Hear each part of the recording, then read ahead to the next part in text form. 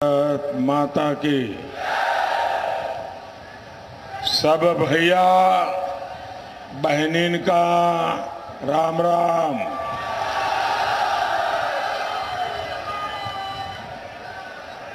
आज आपका ये उत्साह, ये जन सैलाब, ये आशीर्वाद बस्ती, सिद्धार्थनगर और डुमरियागंज इस क्षेत्र ने हमेशा मुझ पे भरोसा किया है, भाजपा पर भरोसा किया है, हमारे काम पर भरोसा किया है, हमारी बात पे भरोसा किया है, हमारे वादों पर भरोसा किया है, हमारे इरादों पर भरोसा किया है। और इसलिए मैं आपके इस भरोसे पर खरा उतरने में न पहले कोई कमी छोड़ी है, न आगे कोई कमी छोड़ूंगा।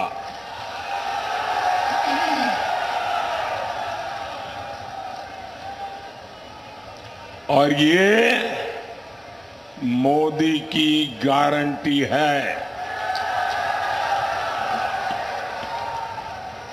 ये बड़े उत्साही लोग जो बड़े बड़े बैनर बना के लाए हैं, आपके बैनर तो बहुत अच्छे हैं, लेकिन इसके कारण पीछे लोगों को तकलीफ हो रही है। अगर आप इसे नीचे रख लें तो अच्छा होगा। मैंने सब पढ़ लिया है, बहुत बढ़िया है।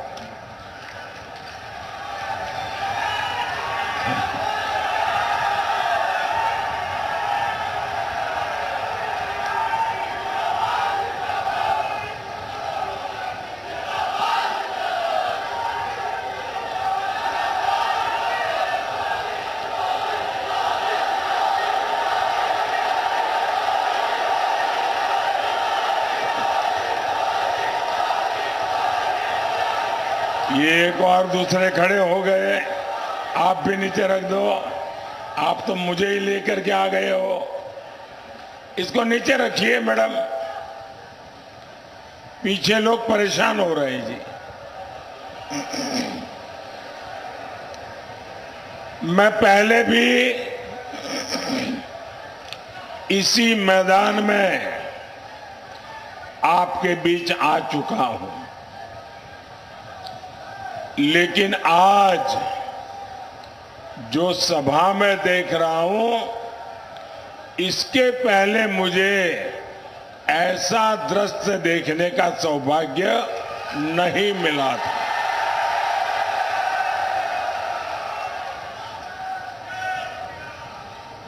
ये पंडाल छोटा पड़ गया है, बहुत लोग मैं देख रहा हूं पीछे धूप में तप रहे हैं,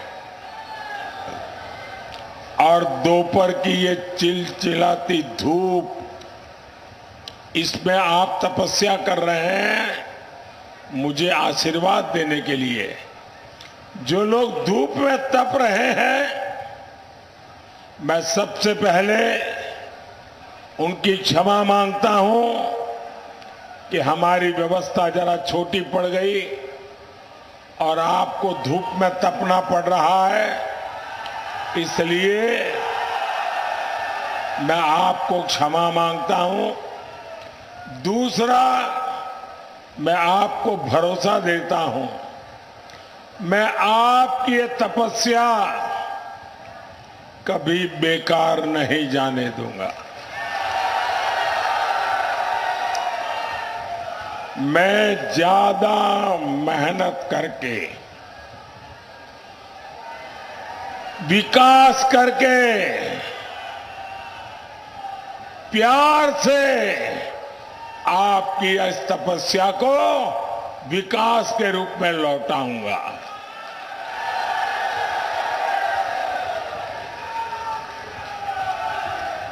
साथियों, देश में 5 चरण के चुनाव हो चुके हैं। इन 5 चरणों ने ही देश में तीसरी बार मोदी सरकार पक्की कर दी है।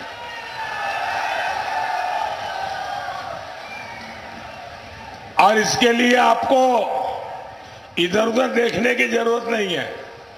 आप इंडिया अलायंस वालों के बयान देख लीजिए, हर कोई अलग अलग आंकड़ा बताता है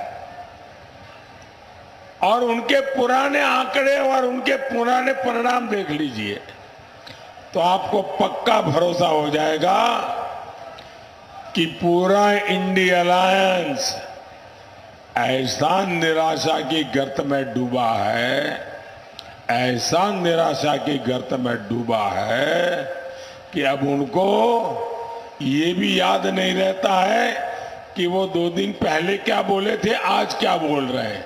ये हाल है इनका। भाइयों बहनों, आप तो समझदार लोग हैं और कभी भी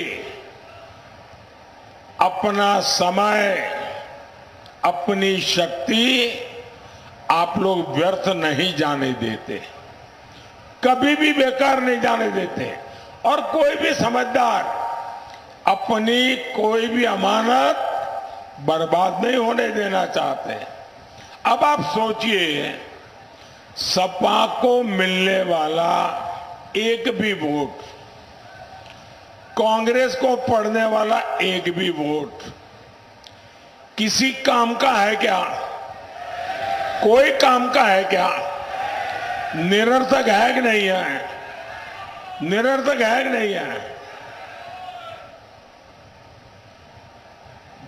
आपका वोट बेकार हो जाए, बर्बाद हो जाए, ये यहां का कोई मतदाता चाहेगा क्या?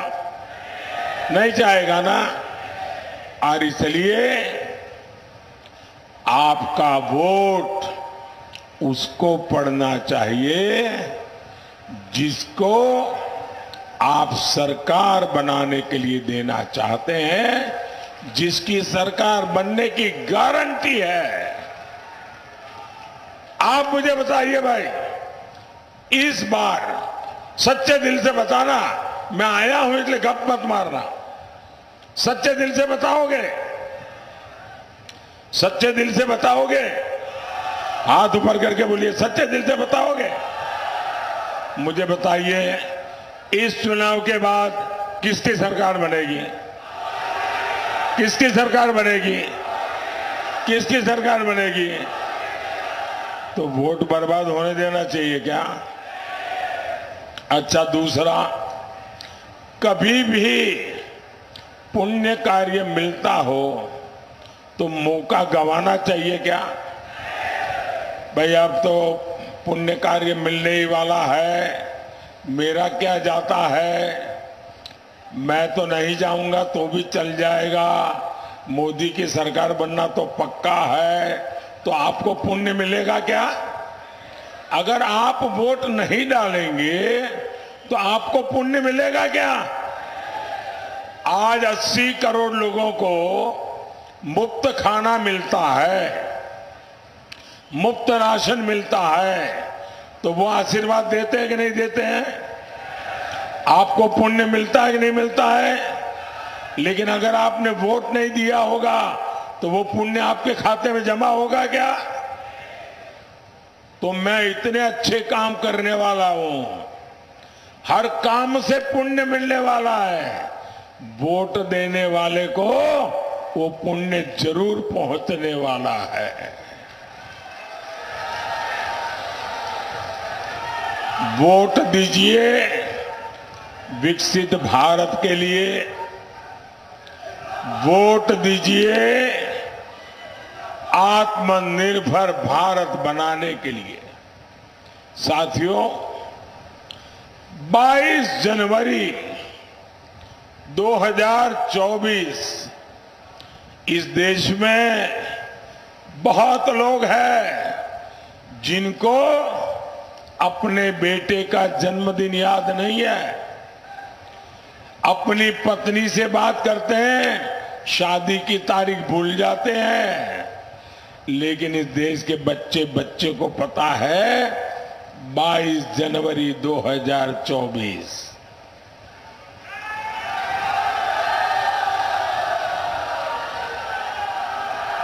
मैं 22 जनवरी बोलता हूं और देश बोल पड़ता है जय श्री राम। अयोध्या में उस ऐतिहासिक दिन मैंने कहा था, राम से राष्ट्र, विरासत से विकास, आध्यात्म से आधुनिकता। आज देश इसी मंत्र पर आगे बढ़ रहा है। हमारा भारत आज दुनिया की 5वीं सबसे बड़ी अर्थव्यवस्था बन चुका है। आज भारत का कद बढ़ा है, आज भारत का सम्मान बढ़ा है। भारत अब वैश्विक मंचों पर बोलता है तो पूरी दुनिया बड़े ध्यान से सुनती है। भारत फैसले लेता है तो दुनिया उसके साथ अपने कदम मिलाने की कोशिश करता है। और ये जो आतंक का सरपरस्त देश हमें आंखें दिखाता था, धमकियां देता था, आज उनकी हैसियत वैसी हो गई है, न घर का न घाट का, और अनाज भी उनको नसीब नहीं हो रहा। साथियों, पाकिस्तान तो पस्त पड़ गया है, लेकिन उसके हमदर्द सपा कांग्रेस वाले अब भारत को डराने में जुटे हैं। आप हैरान हो जाएंगे भाई, ये क्या बोलते हैं? ये लोग कहते हैं, हमें सुनाते हैं, उनको मालूम नहीं होता 56 इंच क्या होता है।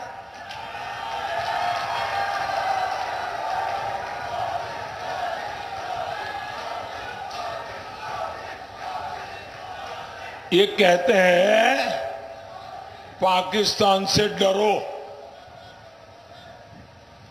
और फिर क्या कहते हैं? पाकिस्तान से डरो, उसके पास एटम बम है, एटम बम। मुझे बताइए भाई, भारत को डरना चाहिए क्या?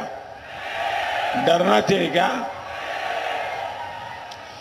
आज भारत में कांग्रेस की कमजोर सरकार नहीं, आज भारत में मोदी की मजबूत सरकार है।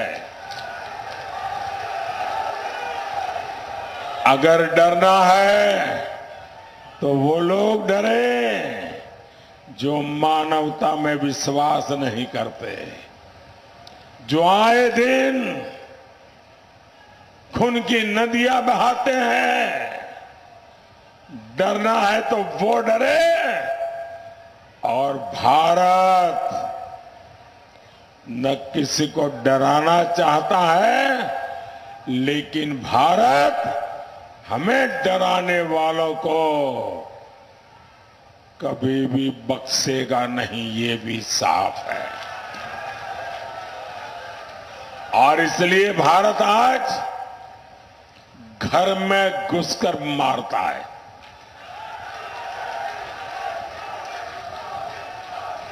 साथियों, मैं सपा कांग्रेस के दोनों शहजादों की फ्लॉप फिल्म की बार बार रिलीज से हैरान हूं। ये दोनों शहजादे अब मिलकर अफवाह उड़ा रहे हैं।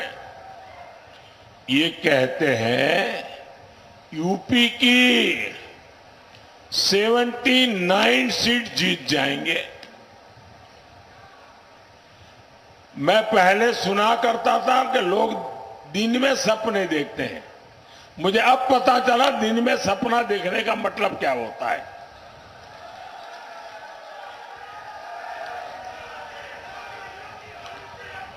चार जून को यूपी की जनता इनको नींद से जगाने वाली है और तब ये ठिकरा ईवीएम पर फोड़ेंगे। भाई और बहनों, इंडी गठबंधन की परिवारवादी पार्टियों ने तुष्टीकरण की सारी हदें पार कर दी है। हमारा देश 500 वर्षों से राम मंदिर की प्रतीक्षा कर रहा था।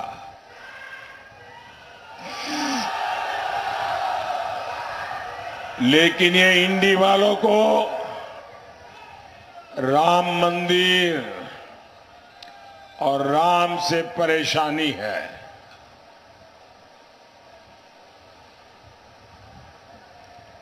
सपा के एक बड़े नेता कहते हैं राम मंदिर तो बेकार है, बेकार।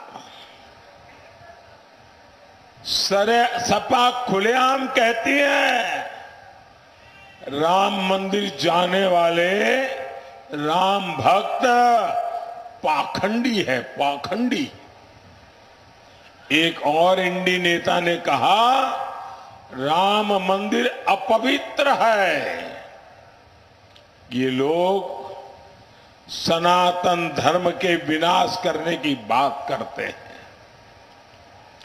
और इन सब की आका कौन है? कांग्रेस पार्टी। कांग्रेस के साझादे तो राम मंदिर पर सुप्रीम कोर्ट का फैसला जिसके कारण राम मंदिर बना है, वो फैसला पलटना चाहते हैं। ये राम मंदिर पर बाबरी ताला लगाने का सपना देख रहे हैं। ये रामलला को फिर से टेंट में भेजना चाहते हैं। क्या इन लोगों को जवाब मिलना चाहिए कि नहीं मिलना चाहिए? वोट से करारी चोट करनी चाहिए कि नहीं करनी चाहिए? साथियों, कांग्रेस और सपा वालों को अचानक संविधान की याद आ गई। इसी कांग्रेस ने देश में आपातकाल लगाकर संविधान के खत्म करने की भरपूर कोशिश की थी। यही कांग्रेस है जो खुद का भी पार्टी का संविधान नहीं मानती है। ये परिवार ऐसा है कि बिहार के अति पिछड़े समाज के एक व्यक्ति सीताराम केसरी कांग्रेस पार्टी के अध्यक्ष थे। इनको पिछड़ों और अति पिछड़ों पे पता नहीं क्या नाराजगी है। एक शाम को मैडम सोनिया जी की टोली कांग्रेस दफ्तर में घुस गई और ये अति पिछड़े समाज के सीताराम केसरी को बाथरूम में बंद कर दिया कांग्रेस के राष्ट्रीय अध्यक्ष को बाथरूम में बंद कर दिया और फिर उठा करके उनको फुटपाथ पर फेंक दिया और रातों रात मैडम सोनिया जी को अध्यक्ष की कुर्सी पर बिठा दिया। जिन्होंने कांग्रेस पार्टी के संविधान के लीरे लीरा उड़ा दिए, वो आज संविधान कंधे माथे पर रख के नाच रहे हैं। साथियों, सपा कौन है? ये वही सपा है जिसने हमेशा दलितों के आरक्षण का विरोध किया। अब ये लोग संविधान की भावना के खिलाफ जाकर धर्म के आधार पर आरक्षण देने की पैरवी कर रहे हैं। ये लोग दलितों, पिछड़ों का आरक्षण छीनकर वोट जिहाद करने वालों को देना चाहते हैं। जहां कांग्रेस सरकार है, वहां उन्होंने संविधान की पीठ में छुरा भोंककर कानून बना दिया है। कांग्रेस मुस्लिमों को आरक्षण देने के लिए बाबा साहब आंबेडकर का संविधान बदलना चाहती है। सपा भी इस दलित पिछड़ा विरोधी षड्यंत्र में कांग्रेस के साथ खड़ी है। इसलिए आपको सपा कांग्रेस को यूपी में पक्का सबक सिखाना है। साथियों, भाजपा सरकार विकास भी, विरासत भी इस मंत्र को लेकर के चल रही है। एक क्षेत्र तो वैसे ही अयोध्या के इतने करीब है, सरकार जो राम सर्किट विकसित कर रही है, ये क्षेत्र उसका एक बड़ा तीर्थ है। महर्षि वशिष्ठ और श्रृंगी ऋषि के आश्रम पर विकास के कार्य हुए हैं। 84 कोस परिक्रमा यही मखौड़ा धाम से शुरू होती है। इसका शिलान्यास शुरू हो चुका है।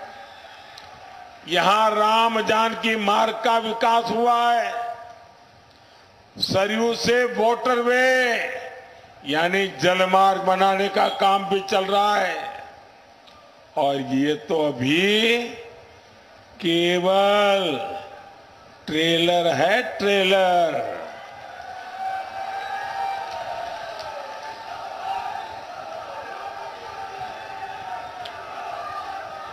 अभी तो ये ट्रेलर है, बहुत बड़े बड़े काम आगे करने हैं। साथियों, सपा ने यूपी को केवल बदनामी दी थी। हमारी बहन बेटियों का घर से निकलना मुश्किल था। लोग जमीन खरीदने से डरते थे। जमीन खरीदी तो कोई न कोई माफिया कब्जा कर लेता था। आपको याद है ना, कैसे गुंडे माफिया सपा के मेहमान होते थे। दंगाइयों को स्पेशल प्रोटोकॉल मिलता था। आतंकवादियों को जेल से छोड़ने का फरमान जारी होता था। इसलिए मैं कहूंगा, इस चुनाव में ऐसी कोई गलती नहीं करनी है जिससे इन लोगों का हौसला बढ़े। साथियों, बीजेपी को यूपी में बहुत समय पुराने गड्ढे में यूपी को जो गाड़ दिया था ना, उस गड्ढे को भर करके यूपी को बाहर निकालने में योगी जी और उनकी पूरी सरकार को बहुत ताकत लगानी पड़ी है। और मुझे खुशी है, जरा इंडिया अलायंस वाले, मैं छोटे से इस बस्ती नगरी में हूं और पूरा मेरा इंडिया अलायंस मंच पे दिखता है। देखो, सारे नेता मौजूद हैं। आपने कभी इंडिया अलायंस की एक भी कार्यक्रम में उनके साथियों को तो देखा है क्या? फोटो निकालने के लिए इकट्ठे होते हैं। सपा ने इस क्षेत्र को बर्बाद करने में कोई कोर कसर बाकी नहीं छोड़ी थी। गन्ना किसानों को भुगतान नहीं दे होता था, और अभी योगी जी ने बताया चीनी मिलों को कोड़ियों के दाम बेचा जाता था। सड़कों की हालत बदहाल थी। मैंने आपसे वादा किया था, ये हालत मैं बदलूंगा। मैंने 2017 में कहा था, यहां बंद चीनी मिलों को शुरू कराऊंगा। मुंडेरवा पिपराइच में वो वादा पूरा हुआ। किसानों की आय बढ़े, इसके लिए हमारी सरकार इथेनॉल यूनिट भी लगा रही है। भाइयों बहनों, बस्ती, सिद्धार्थनगर और डुमरियागंज की कनेक्टिविटी बढ़ाने के लिए भी लगातार काम हो रहा है। आज मनवर संगम ट्रेन यहां से चल रही है। गोरखपुर लिंक एक्सप्रेस हो, बस्ती पीलीभीत 4 लाइन हाईवे हो, बस्ती रिंग रोड हो, इस क्षेत्र की तस्वीर बदलने वाली है। इससे बस्ती के चीनी उद्योग को, कबीर नगर के पीतल से बने उत्पादों को और महाराजगंज के फर्नीचर उद्योग को नई ताकत मिलेगी। युवाओं को रोजगार मिलेगा। साथियों, 25 मई को आप मेरी तरफ देखिए। भारत माता की जय श्री राम। 25 मई को आपका एक वोट तुष्टीकरण की राजनीति को कब्रिस्तान में गाड़ देगा।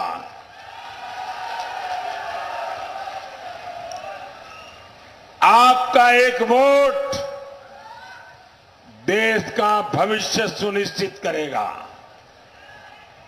80 करोड़ लोगों को मुफ्त राशन मिलता रहे, गरीबों को 5 लाख रुपए तक का मुफ्त इलाज मिलता रहे, 3 करोड़ गरीबों को उनके लिए नए पीएम आवास मिलेंगे। और मेरा एक काम करेंगे आप लोग, जरा हाथ ऊपर करके बताए तो बोलूं। मेरा एक काम करेंगे, ऐसे ढीला ढीली बात करने वालों को मैं काम नहीं बताता हूं। जो मजबूती से बोले उन्हीं को काम बताता हूं जी। हाथ ऊपर करके बताइए, मेरा काम करेंगे, पक्का करेंगे। देखिए काम कैसा है। अभी आप लोगों को मिलने के लिए जाते होंगे, अलग अलग बस्तियों में जाते होंगे, सोसाइटियों में, चाल में, मोहल्ले में, गांव में, अलग अलग जगह पे जाते होंगे। कहीं पर भी आपको कोई परिवार झुग्गी झोपड़ी में जिंदगी गुजारता नजर आए, कहीं भी आपको कोई परिवार कच्चे मिट्टी के टूटे फूटे मकान में नजर आए, तो उसको जाके कह देना, उसका एक तो नाम पता लिख करके मुझे भेज देना, और उसको कह देना 4 जून को मोदी सरकार बनने के बाद उसको भी पक्का घर मिल जाएगा।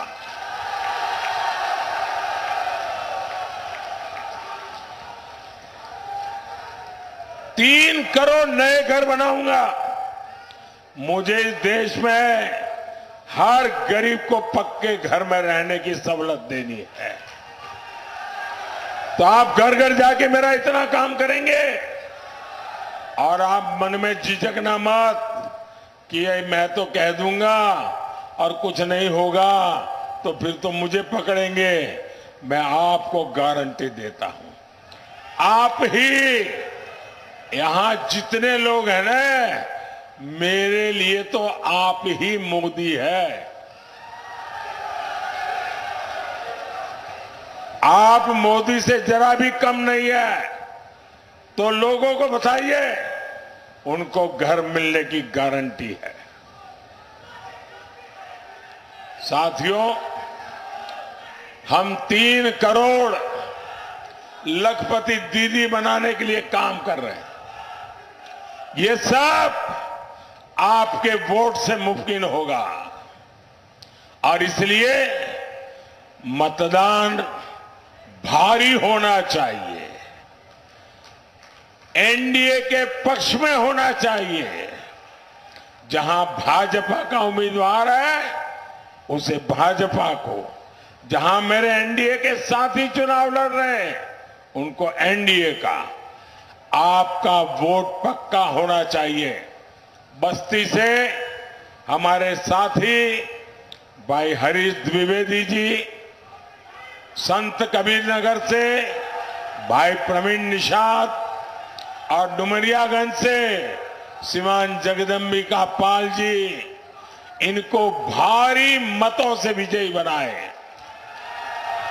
ज्यादा से ज्यादा मतदान कराएंगे, हर पोलिंग बूथ जीतेंगे। अच्छा, मेरा एक काम करेंगे घर घर जाना और हर परिवार में जाना, हर परिवार के लोगों को मिलना और परिवार के सबके साथ बैठ करके कहना कि हमारे मोदी जी आए थे और मोदी जी ने आपको राम राम कहा है। हर घर में मेरा राम राम पहुंचा दोगे? हर घर में मेरा राम राम पहुंचा दोगे? एक और काम करना है, करोगे? आपके हर गांव में आपके कोई तीर्थ देवता होंगे, गांव में कोई मंदिर होगा जहां गांव के लोग जाते होंगे, वहां भी जाकर के मत्था टेकना और कहना कि विकसित भारत के लिए हे देवाधिदेव हम सबको आशीर्वाद दो। इतना काम हर गांव में, हर तीर्थ क्षेत्र में जाकर के करना। मेरे साथ बोलिए, भारत माता की, भारत माता की, भारत माता की।